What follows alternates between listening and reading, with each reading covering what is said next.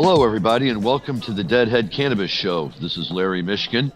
I am here today from sunny Chicago, Illinois, where it's not just sunny, but it's hot. In fact, it's unreasonably hot. So we are in full swing of summer, and it's kicking in with a vengeance. We took last week off while I traveled with my family out to the Poconos in Pennsylvania, and my partner Jim Marty did some traveling, and apparently Jim is still on the road this week, but we thought the show was going to go on. And so I've reached out and I've asked the newest addition to our team, Max Wellins, who is both a good friend and the son of a good friend, and son of two good friends, who is currently in Boulder, Colorado. Is that correct, Max? That's true. Okay. You've heard us talk about the Wellinses on this show before. Max's mom, Andy, is the owner of Society Jane in San Francisco, which is really hip, cool, direct-to-customer sales operation for women by women. Well worth it if you don't. If you're a woman and you live in the Bay Area, you should be looking up Society Jane. And Max's father, Alex, is one of my good friends from way back to college days, and saw many a dead show with Alex Wellins, and still try to get together with him from time to time. So it's great to have a Wellins on the show. Max, welcome. Thank you, Larry. It's great to be here. It was awesome having you out in Boulder last summer. Came out for Tedeschi Trucks, if I'm not mistaken, at Red Rocks. Well, not only are you not mistaken, but I think you served as a wonderful chauffeur, taking our group to the show and back from the show and everywhere in between, and to all the good hot spots, as it were, in Boulder. But yes, that was a lot of fun, and we had high hopes of getting out there again this year, although in fact your parents were just out there, weren't they? They were. They just left about a week ago. My dad spent his birthday out here, and we just hung out in the Colorado sun for a couple weeks. They road tripped out, and yeah, it was a blast. Sadly, they weren't here for a show because there are no shows. Concert venues aren't back open in Colorado yet. However, we did make a really fun stop. We drove about 45 minutes down to Red Rocks, and they opened the park back up, so we could walk up the steps and just walk through the whole park, and it was really an awesome atmosphere just to be there. Sadly, without a show to look forward to, but it was really a blast. That's great fun. That's great. It's nice that your parents go out there and can hang out for a few weeks. We did have a lot of fun out there last year, and Boulder will always be a place that we will come back to, if for no other reason, because it's not too far away from Longmont and Jim Marty's venue, including his barn, which, for those of you who have never seen it, is quite a sight to see and well worth the trip out to Longmont. And we'll look forward to being back out there again someday for some direct taping from there. Wish Jim happy travels this week, and we will look forward to catching up with him next week. In terms of starting off with what's going on in the marijuana world, Max, Jim and I always like to do a quick local roundup. He fills me up to date with what's going on out in the Boulder, Denver area. I counter back with what we've got going on in Illinois. Do you have your ear to the ground in Boulder as to what's going on with the adult use and medical programs out there right now? All that I know is that most of the dispensaries are not allowing people to walk in. Everything has to still be ordered online or via the phone. And for the most part, it's curbside delivery sort of situation. I haven't been keeping up too much, but it's about all I know at the moment. Okay. Well, we have curbside here, and it's a wonderful thing. I was able to swing by my medical dispensary today, and it's really kind of nice. You just pull in, you show them your card, you hand them the cash, they come back out and hand you the product in a bag, and off you go. And as I'm pulling away, I see a police officer driving in, and I wave at him, and he waves at me, and it's a beautiful thing. However, in Illinois, we are sitting here pulling our hair out of our head because we still do not have any announcements on any of the licenses for any of the applications for dispensaries, which were supposed to be announced at the beginning of May, and now for the craft grow cultivation and the processing, which would be supposed to be announced at the beginning of July. And we have lots of good fun here in politics in the Midwest, Max. And if you haven't ever had a chance to experience Illinois politics, it takes a little while, but you finally figure it all out, or what you figure out is that you can't figure it out. And so we don't have any idea. We've been told that there might be announcements next week. We've been told it might not be until the week after. Some people are telling us mid-August at best. And it's all unfortunate. We all have a lot of different suspicions and reasons why. I have some suspicions and reasons, but I don't really know that it's right for me to be talking about them on the air just yet. So I think we'll wait. We'll give the state a chance to see if it can pull this off and really make it work, which I hope that it can do. It's a great program for Illinois. It's a great program for anywhere, but really for Illinois. And hopefully we can pick it up and get it going. But we'll see. The other big factor that we've been keeping an eye on is what's going on with the recession, as it were. That's the byproduct of the pandemic that we're currently still going through. And one of the things that Jim and I kind of came to a realization about a couple of weeks ago is it really depends on where you're located. And it's very interesting to see in Illinois, things are going very, very well. We keep breaking records each month. I think we were just under $200 million in sales for the first quarter of the year, with only about 51 or 52 operating adult use dispensaries and with very limited amounts of cultivation. So we're all very excited about that. We're more excited to get these additional dispensaries and craft grows online, both because you get a little new variety with the craft grows, and we certainly need more dispensaries so we don't all have to go wait in line all the time, or at least those that use the adult use market. Are your dispensary? Or you were saying your dispensaries are not open for going in. You have to call and make your purchases in advance and then pick up. Yes, that's true. I think they're doing cash as well, but the last time that I went, it was card only. Yeah, just put all your stuff in a bucket and they walk inside, bring it in, and I'm sure they spray it off Right. before they return it to you and all that. And, even for just one little product or a cartridge or anything, it's standard operating procedure right now. Interesting. So are they taking a credit card or a debit card? I use my debit card, but I would assume they're taking both.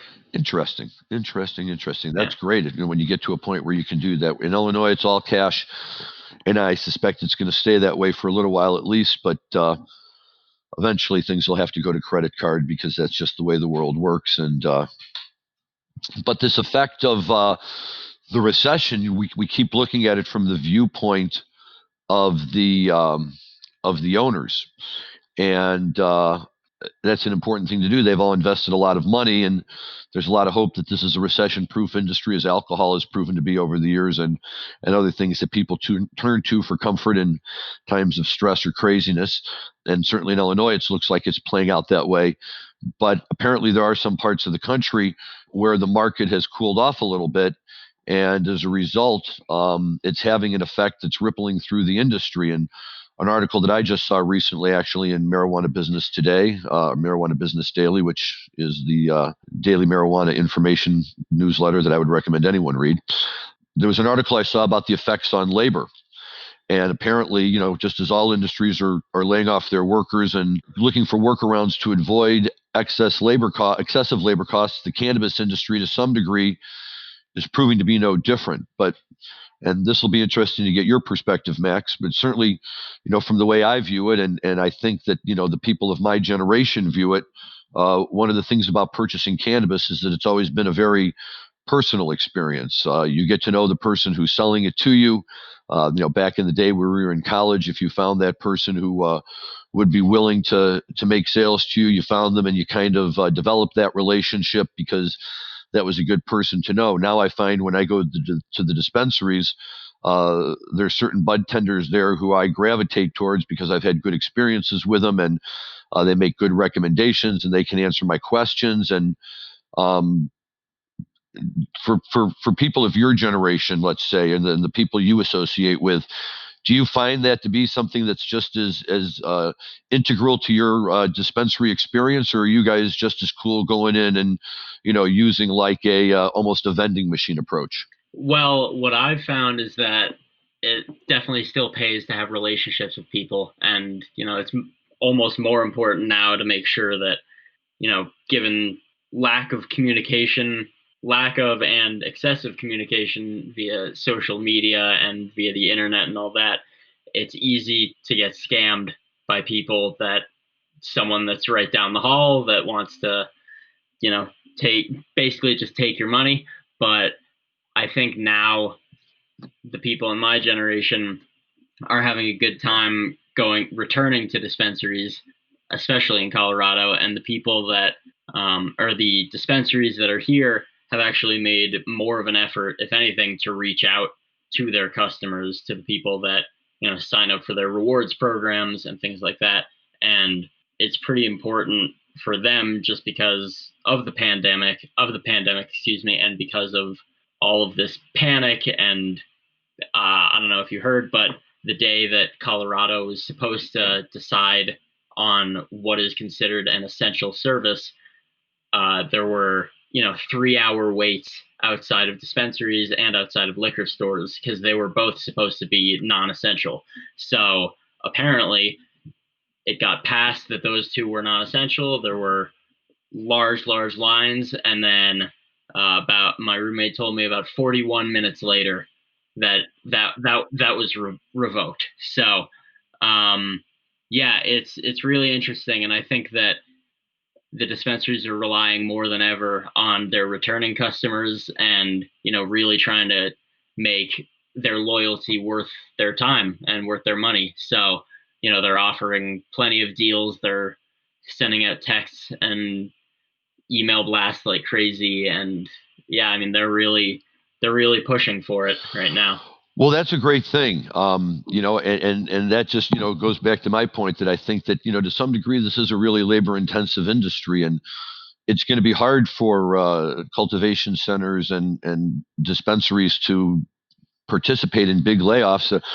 I know just from talking to my cultivation clients and people that I know who work in cultivation centers, how important it is to have people in there doing specific things like hand trimming, so you can put hand trimmed on the packaging, and the people who have always just grown up with a sense of all of our marijuana experiences were always tied into one or two or three people who were growing or who were distributing, and so it's going to be interesting to see how these businesses choose to do that, and hopefully the ones that are going strong because of uh, the interest that people are having in marijuana right now during the pandemic and the lots of time off that everyone has will continue, and they'll be able to go ahead and they'll be able to do it.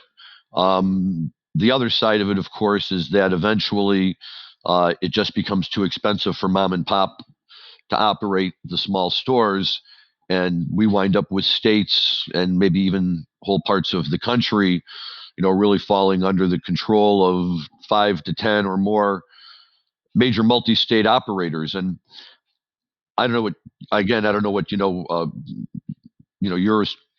people you hang out with and everything feel about that. Whether it's more important to find a real mom and pop store that's just like a Boulder based and this is it versus MedMen or one of the other multi-state operators that pops up just about everywhere these days. And I've got very mixed feelings about it myself.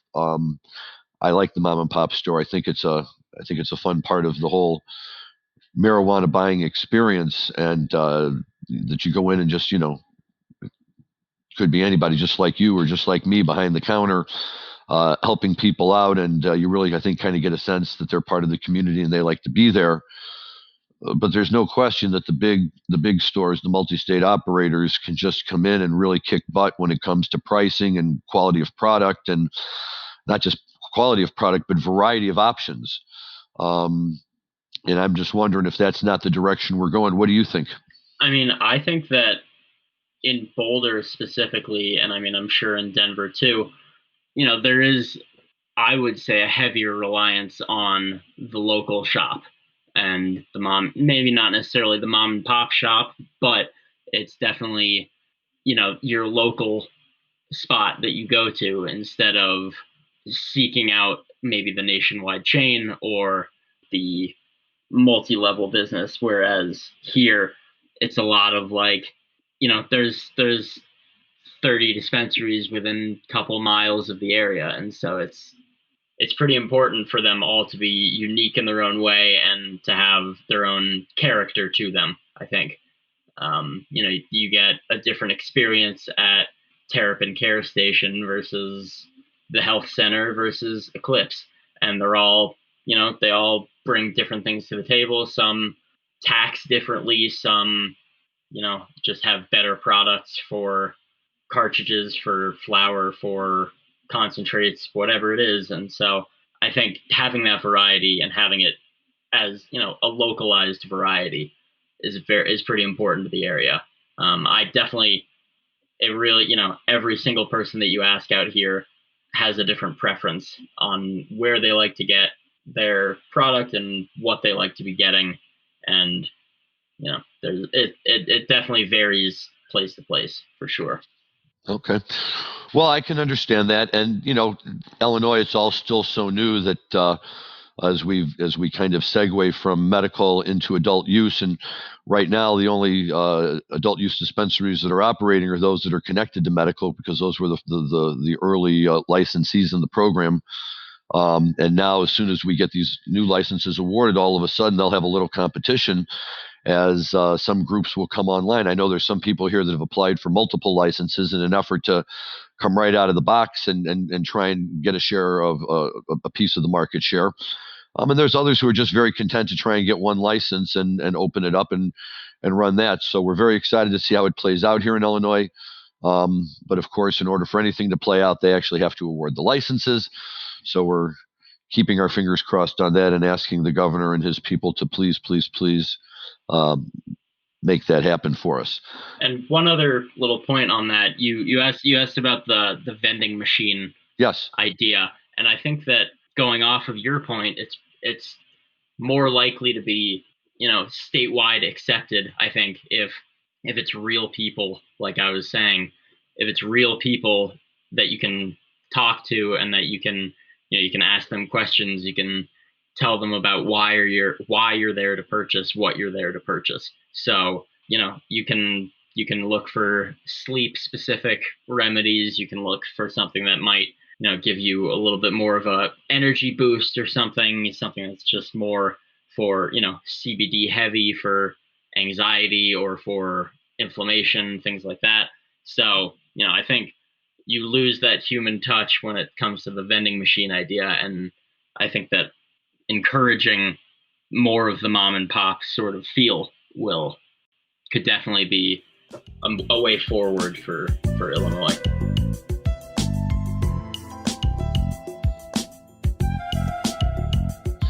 No, I like that, and I think that's true too. There's certain conveniences to vending machines, and I get that.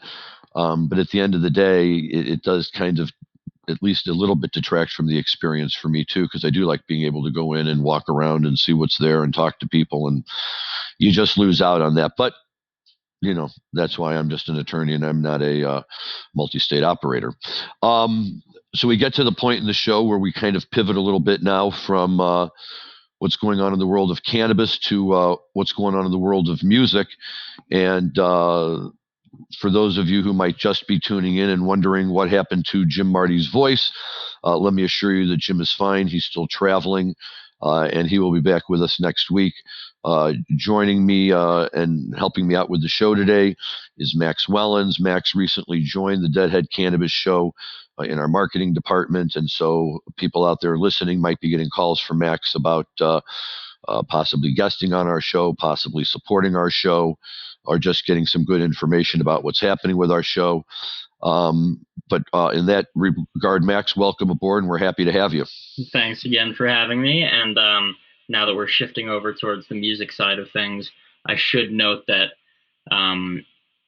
Deadhead Cannabis Show alum Jay Blakesberg, I actually have a pretty close relationship with him. He has been my neighbor basically my entire life back in San Francisco. And a little fun factoid is that he used to drive the neighborhood carpool along with my mom, who has also been on the show. So it's very funny hearing him on your show and hearing hearing such a big name in the jam scene, but knowing him as the guy whose dog that I go over and take care of, and the guy that would drive me to high school and middle school and elementary school and all over. So here's the $1 million question. What would he have on the radio? Usually Grateful Dead and or Jam on XM, things like that. It was I mean, he knows basically everyone that runs each of those channels on XM. So, and a lot of the serious guys. So, it was ranging from My Morning Jacket to the Allman Brothers to the Dead, obviously, to Jay loves to talk about the newer jam bands coming up, and as a son of two Deadheads, it's been ingrained in me from a pretty young age to listen to not only rock and roll and jam type music, but also just expand my variety and all that. And so, Jay and I, while we may have a bit of an age difference, it's very fun knowing that we both listen to a lot of the same music. And I always love seeing his photos from shows of bands like Twiddle and Pigeons Playing Ping Pong, and some of the newer up and coming acts that, and Trombone Shorty, who's been well established, and people like that. So people that I've seen my whole life, but it's awesome to see that mutual connection there. That's great. That's like, getting every day in the car. You never know what kind of story you're going to get from Jay, depending on who's playing on the radio and who he knows and what he does. But for people listening, Jay Blakesberg, who's the official photographer for Dead and Company, and has been shooting pictures of the Dead and the Grateful Dead and the various members, as well as the entire jam band scene for a number of years, was a guest on our show a few months ago. If you go on to our website at mjbulls.com, or go to the Apple Store or the Google Store, whatever they're called these days, and you can download the new MJ Bulls app.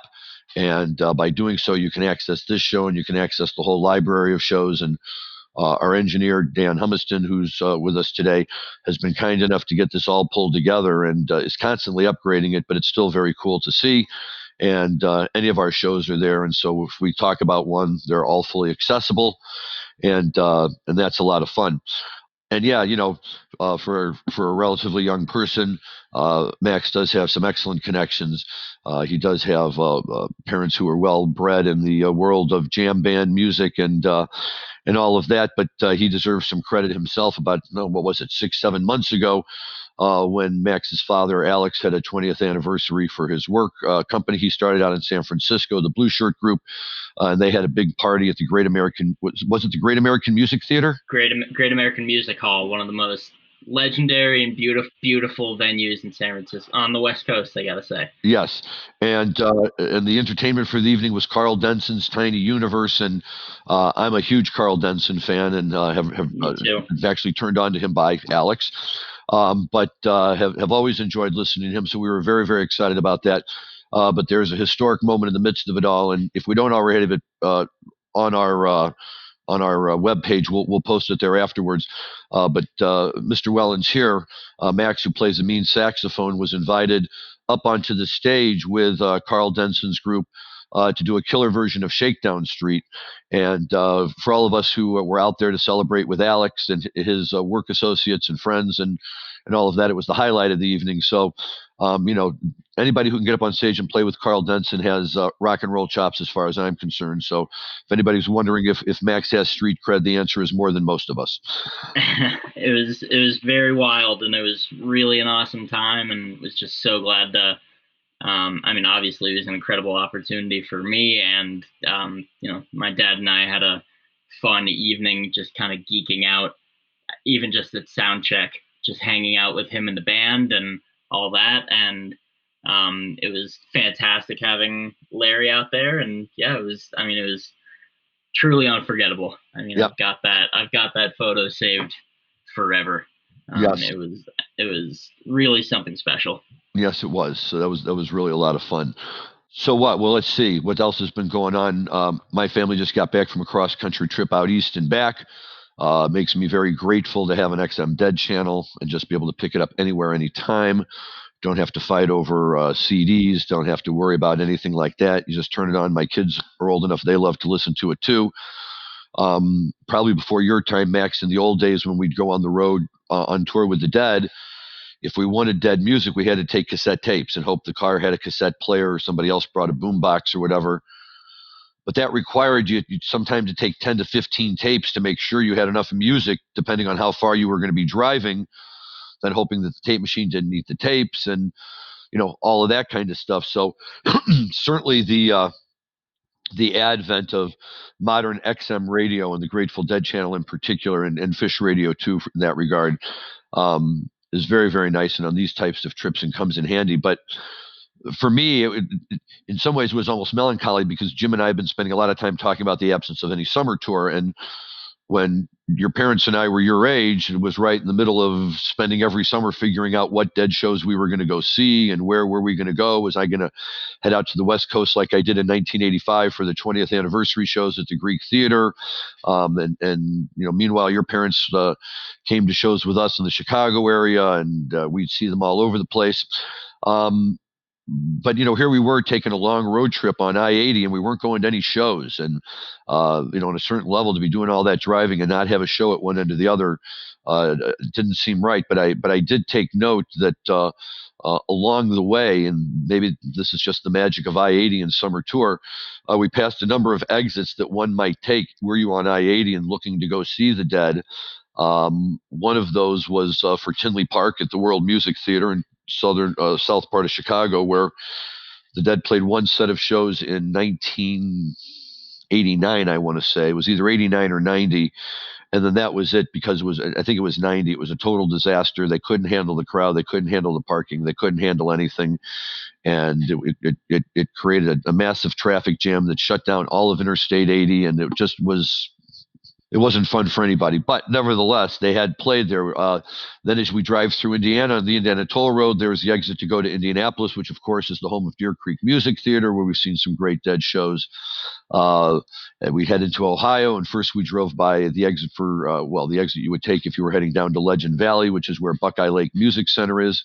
And for a few summers, the Dead showed up there and played some really big shows.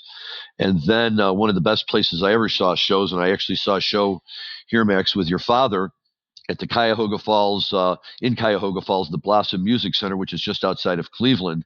And we saw a great show there in 1984 with a killer version of Dear Mr. Fantasy, which for me was very special because people like Max's dad, Alex, and his good friend, and my good friend too, Larry Vanoker, and a lot of these guys had seen already 100 or more Dead shows at that point in time, and I was still kind of in the 20 to 30 range, and trying to hold my own with the big boys. But my wife and I and my good friends Tom and Deanie had gone out to Red Rocks that summer to see the Dead, and one of the benefits was that was on the third night. The Dead broke out Dear Mr. Fantasy for the first time and really just kind of blew everybody away with it. And they played it great, and it was completely unexpected, and it was just a really, really good thing. And you couldn't text anybody, you couldn't do anything like that. You had to wait till the show was over and then find a payphone to call people to let them know what they played. But it was great. And then we came back home, and we went to Cuyahoga Falls, which was one of the first shows on the summer tour coming through the Midwest. And so there I was with your father and this guy, Larry Vanoker, and this whole crew of Deadheads. And they start to play this song, and everybody's looking around. What song is this? What song is this? And I just kind of strolled up there and said, I think it's Dear Mr. Fantasy. And of course, they kicked right into Dear Mr. Fantasy. And from that moment on, I think I kind of, earned my chops and, could hang out with the big boys a little bit. But that was a good time. So, even on just a simple drive going east, you can't get rid of the Dead because they're everywhere. And if you've seen them enough times, you've seen them just about everywhere. So that was a lot of fun. The other thing that on XM was when everybody would get tired of the Dead, we were flipping over to Classic Rewind because they were doing a top 80s thing with the top 40 tapes from 1980s. And I'm say this jokingly, but I assume you and my kids have at least some basic working knowledge of what a cassette tape is, and understand that back in the day, if you didn't want to walk around with a record, you walked around with a cassette tape. That was all pre-CD. And, again, like I said before, you hoped it didn't get tangled or torn or ripped up. And if it did, you just had to go buy a new one. But certainly for, folks that are my age and your parents' age, the soundtrack of our high school and early college years were all on cassette tapes, not to mention those of us that collected Grateful Dead bootlegs. And I still have probably 500 tapes lying around somewhere without really anything to play them on. But took a long time to collect them, so I'm not ready to get rid of them yet. But it was fun to hear, other bands for a while, like Cheap Trick and Tom Petty and Van Halen and Aerosmith and the Cars and AC/DC. And my kids were really impressed that, they think all I listen to is the Dead. And I probably haven't listened to much of this music in the last few years, but I remember the words to just about every song they played. And that reminded me, Max, of a story your dad told me about. Were you with them when they saw Aerosmith and Jay Giles at Fenway Park? I was not. I have seen video, some famous video from the outfield of that show. Yep. Yeah, where they put the grand piano on the monster, right? Yes, they did. But I remember your father telling me what a fun night it was because you could just sit around and sing every word to every song all night long. Those were certainly the two Boston bands of his youth, being a Boston boy himself.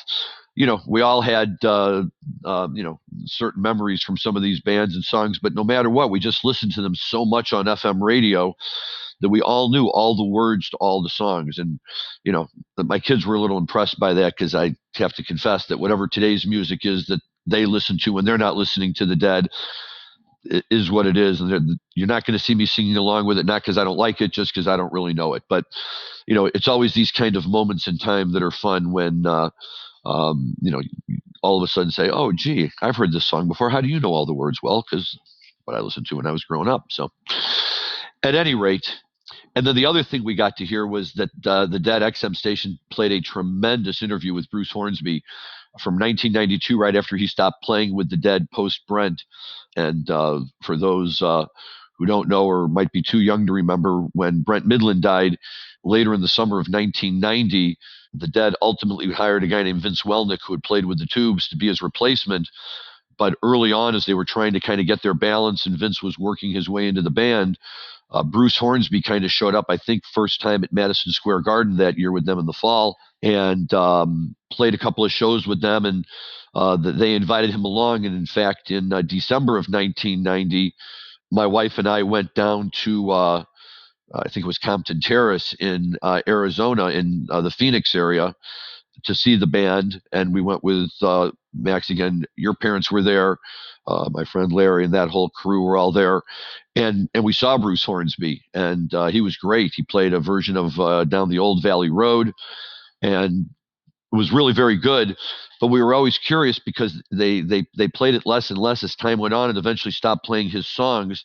And during the interview, they asked him about it, and he said the problem was that in order to play his songs, the band had to practice them, and the band hated to practice. So after they learned them the first time, Jerry never wanted to practice them again. And over time, he kind of forgot the chord changes and everything else, to the point where Bruce just stopped playing the songs, and they just kind of let him go. But I got a good chuckle out of that because that seems very Jerry-esque to me. But it's interesting, all these old tapes and interviews they have. In fact, they had Hornsby somehow came up with a tape of him and his brother when they were in high school, who knows how many years before, and they had a band called the Outcasts or something like that, and they played them playing a version of Playing in the Band, which for high school kids they really had nailed down. So clearly Bruce Hornsby had talent even back that far. But it was all a lot of fun, and it was great.